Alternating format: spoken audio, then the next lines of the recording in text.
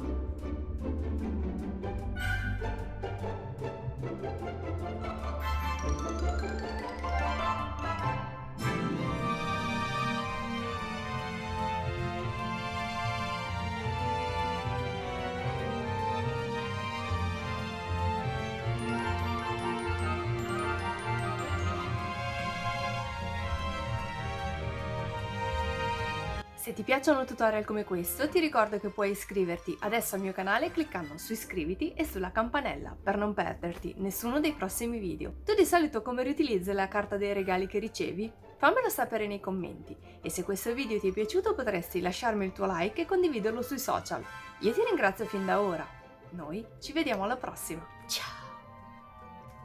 Oggi ti mostro 8 modi di...